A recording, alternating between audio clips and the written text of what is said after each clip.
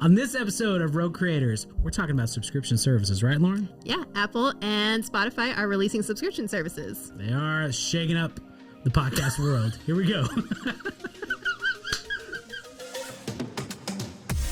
3, 2, 1, 0. Liftoff. We have a liftoff. Welcome back to Rogue Creators, presented by Go RogueX. My name is Bryan Fittin. And I'm Loren Lewis. And this is the podcast dedicated to marketers and creators who are wanting to serve first and stand out from the crowd. Make sure that you subscribe every single week, YouTube, as well as Spotify, Apple Podcasts, to get all of the tools and resources you need to be the go-to name in your industry. Let's go.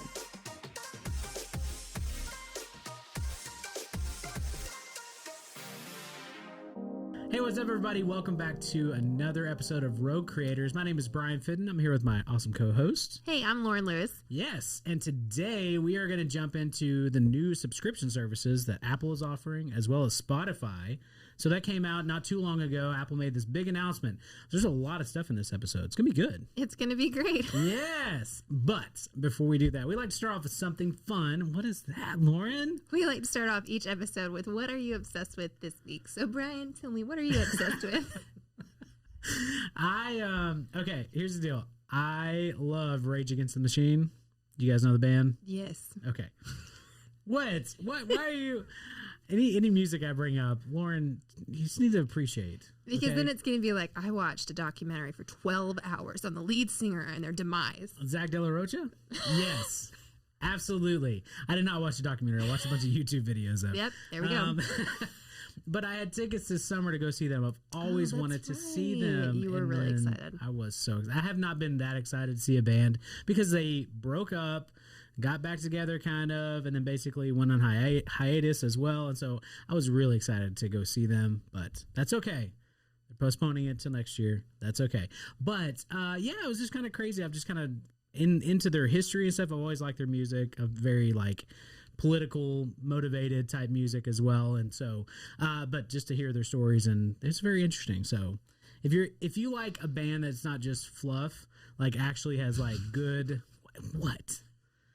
I'm telling you, you need to dive into Rage Against the Machine. It's like a total fanboy. Like, this band, it's not just fluff. They talk about real things with their music. Real issues of today, okay? It's like what you tell your mom while you're listening. Okay, speaking of, I had this album when I was a kid, The Battle for Los Angeles, one of my favorite albums, and my mom found it on the table, and I walked out, and she's reading the lyrics, she was like, "This is very interesting." It's like, "Yeah, it is, Mom." She was like, "Okay." So, then we would jam it in the car. Oh, yeah. Yeah, my mom was cool back then. We used to bump some Outkast as well. 2001, you know what I'm saying? Got my permit rolling down the road with my mom. Does not fit with your conservative upbringing. Yeah, it does not. It was all edited, or what's the it wasn't the parental advisory labeled ones. So no curse words. Oh, okay. Yeah. So you take all that out, it's actually really good. What did your parents think about Rage?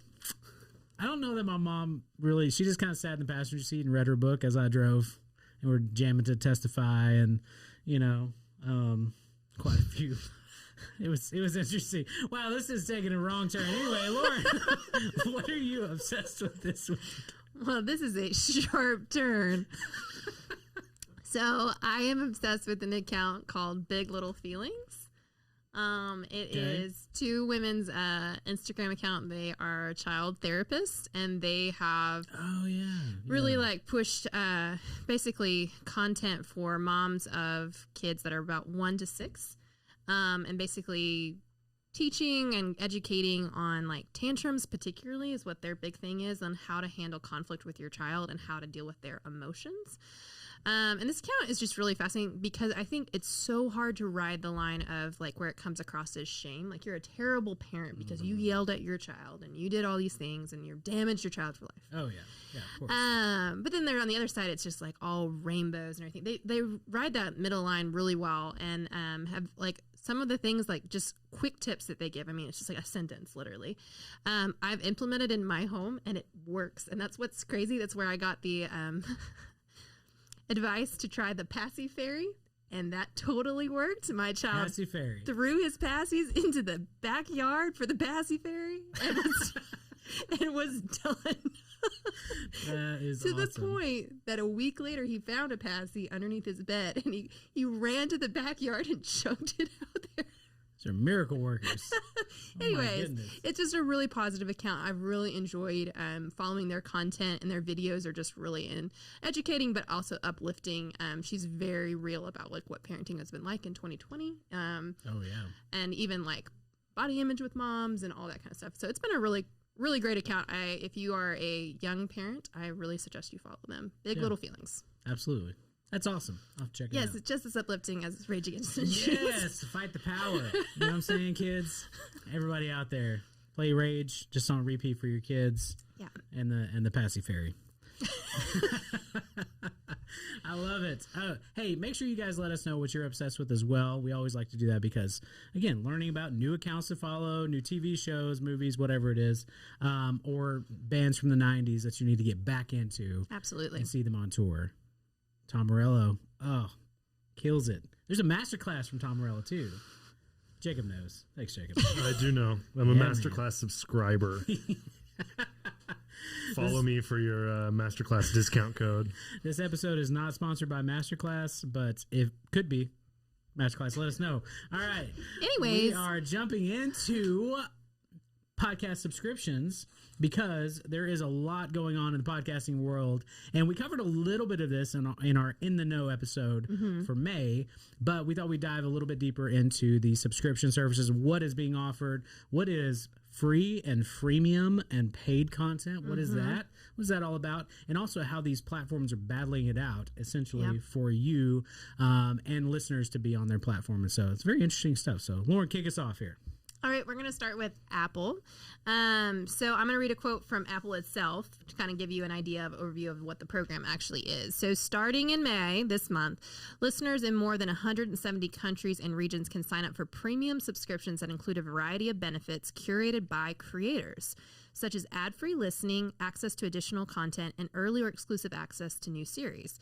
Listeners will be able to enjoy premium subscriptions from independent voices and premier studios, including Tenderfoot TV, Pushkin Industries, Radiotopia from PRX, and QCode to leading media and entertainment brands, including NPR. And so we're really interested to see how, as this rolls out, how this is going to kind of change the podcast scene, as well as when it looks into my biggest thing that I'm interested is how this will shape analytics. Yeah, absolutely. Well, especially if you're delivering analytics on both sides of that, from the paid features as well as the kind of half-paid features as well. Right. Like, I think they could have obviously done a little bit better job. Like, even with Patreon, this is obviously going to somewhat replace Patreon and what they're doing, which is kind of sad. I'm a fan of Patreon, that platform in general. It's really helped creators be able to make money doing what they love to do, and a way for people to actually support them. So my wife actually has a Patreon account for her podcast. There's a lot of people that just donate $5 a month just to help her kind of continue paying for overhead costs of different things like that. And so I think with this, it obviously opens up the world of podcasting for a lot of bigger brands as well. But I'm glad that they offered it to the smaller podcaster too. Like, you don't have to have a certain amount of downloads. You don't have to have a certain amount of subscribers or whatever in order to access these features. So it does help you kind of, get into that world if you already have an audience. I would definitely not start this out of the gate. If you're a brand new podcaster, don't be going to straight paid content. Like, that's just it's not smart to do unless you already have an audience that you're moving to a podcast. Right. And I think what, I was reading, and all of this is brand new, so there's more information that's going to be coming out as people use it and kind of the strategies behind it. But with the categories element that they're going to be doing and the way that they're organizing podcasts and finding like lists and groups and all the things within there, it's going to be very interesting in the way, from my understanding, for if you are a creator and you pay the $20 and you are in this, what is the last tier called? Well, you have free and the freemium and then paid. Oh, just wow, they got real creative on that one. Real creative. Okay, but on the paid side, it was like you could kind of like design what they would see on your channel. Yeah. So like artwork and kind of cover photo style and everything, which is really cool to kind of give them a branded experience of what you're hoping they feel when they're on your channel, which is really, really cool. The question, though, is it really cool enough that a lot of people are going to be like, this is what I need? Yeah. And also, are you going to put that much time and effort into it when Apple is taking that 30% cut of what you're doing and what you're creating? I mean, that is a chunk out of your profit.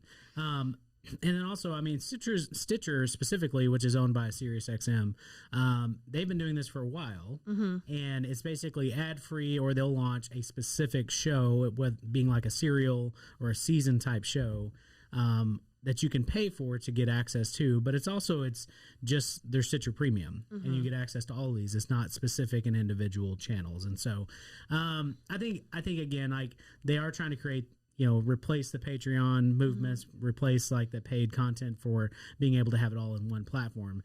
I just hope that with this, they really do think about the user experience when it comes to this, because so many people, even our listeners, you might be listening right now on Apple Podcasts or through the Apple Podcast app, which is totally fine. I'm not a fan of it. I don't like the UI of it. I don't think it's a great platform, but I really do hope that they think about the design, the user experience of that. I think that hopefully they'll put a lot of time and effort into making sure that they elevate that application. Yeah.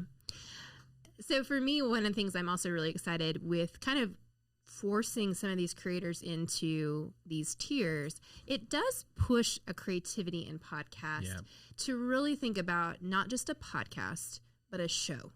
That you can be kind of an experience behind your podcast. And because podcasts are just booming right now, to understand that you can really diversify your podcast, you can really differentiate it from other podcasts as well by having this experience. And we know a lot of people or podcasts that particularly, like, they will have like timestamps or have areas within there that music plays and you're not able to hear that content, but they're like, hey, if you pay for it, or you can actually experience a full, like what we were calling a director's cut, for instance. Yeah, so example of that is like the Popcast. Yes. They do a great job, and actually, speaking of my wife too, we pay $5 a month for Patreon. Yeah.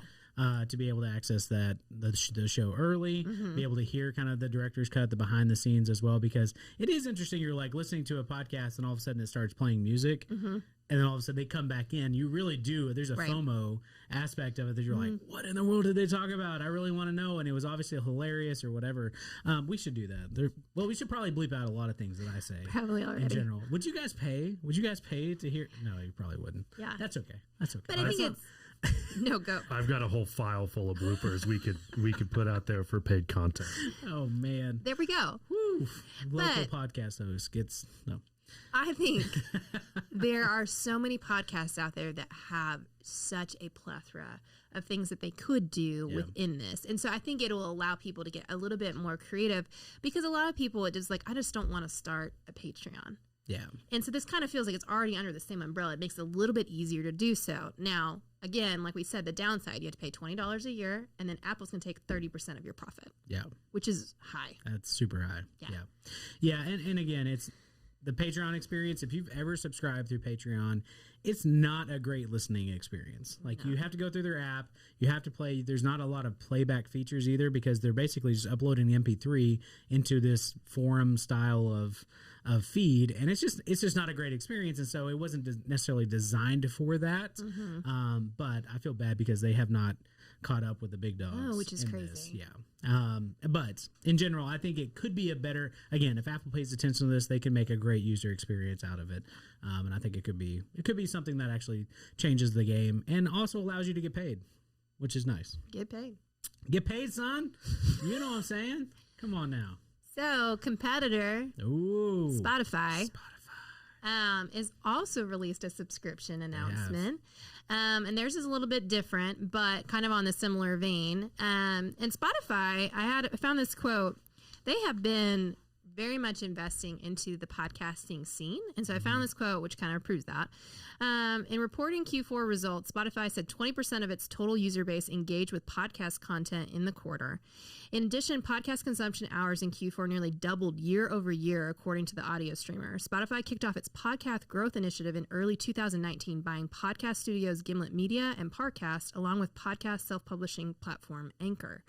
paying nearly $400 million for them, with additional payouts over the 4 years. Last year, Spotify bought Bill Simmons, the Ringer podcast and media startup, in a deal worth up to nearly $200 million, and spent $235 million in cash to buy podcast publishing and ad company Megaphone.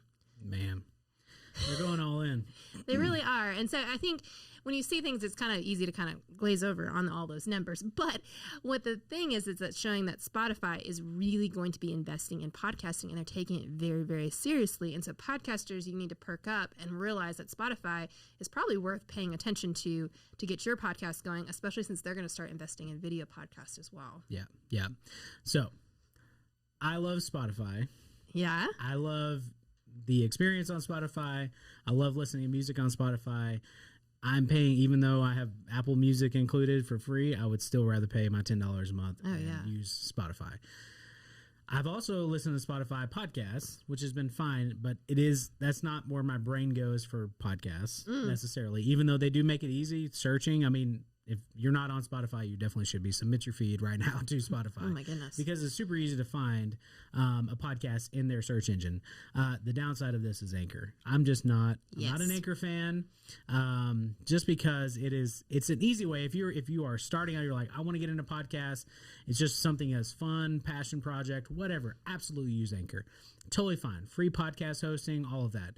But all of it is owned by Anchor. Mm-hmm. They can do whatever they want with your content. They want to throw in ads or whatever they wanted to do, they could do. And so you don't necessarily have full control of your content, which really sucks. But this is obviously a way to go, especially if they're giving 100% of the profits to you in a subscription model. Which I'll clarify, we've now switched to talking about the subscriptions. I'm sorry. That was a hard transition. But yeah, now through Anchor, if you wanted to get a subscription service through Spotify, similar to what Apple's doing. Spotify. Yes. You go through that. But it does have to go through Anchor, which is their partner, or I guess in their portfolio. Yeah. So what's really cool is like they are trying to follow suit of or they're just kind of coming at the same features at the same time, basically. But you do have to be creative through Anchor. They're not taking any of your profit, which is crazy, for the first 2 years. Yeah. Then after that, they're going to start taking a competitive 5% fee for access to this tool in 2023.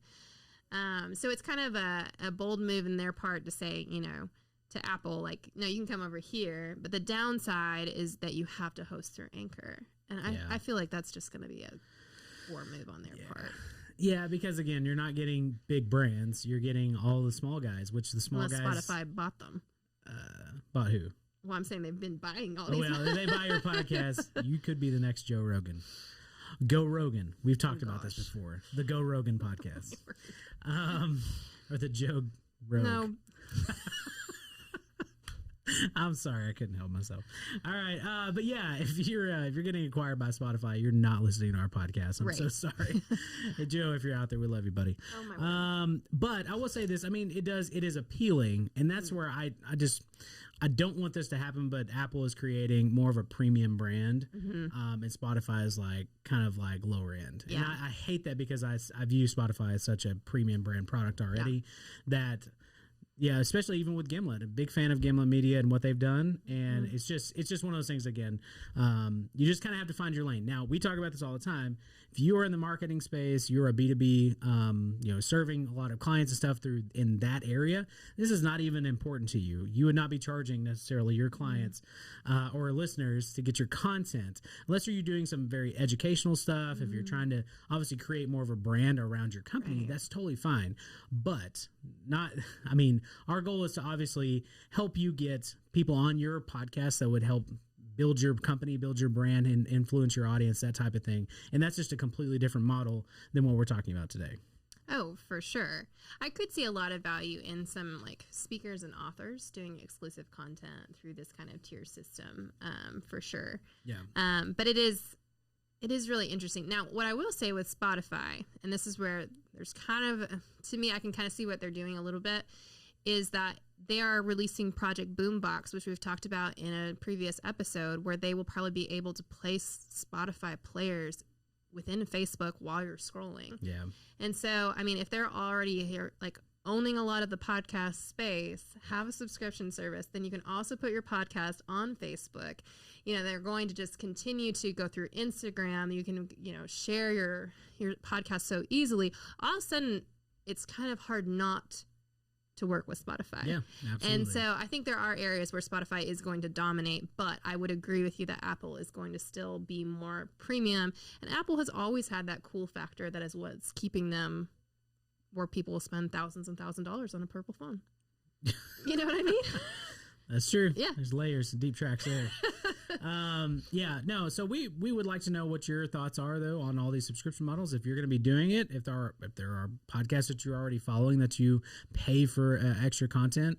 I mean, there are lots of ways to do that. Even under a brand, like you could, like I said, figure out ways to have paid content. But it would be interesting to see what's going to come out of all this stuff. I'm excited. I mean, podcasting has been around for a long time. It's just really cool to see the strides that these companies are making to really put it mainstream. And it's not just an obscure thing anymore. Like, it's a mainstream thing now. It's just great to see kind of this movement in general, in podcasting in general. Yeah. Let us know your thoughts. Absolutely. All right. Make sure you guys go to our blog. We'll have all of the resources, everything that we have talked about here today at roguecreators.club. Make sure you guys check that out. Join our Facebook group. We continue those conversations every single week over there as well. And we'd love to see you there. And until next time, see you then. Thanks.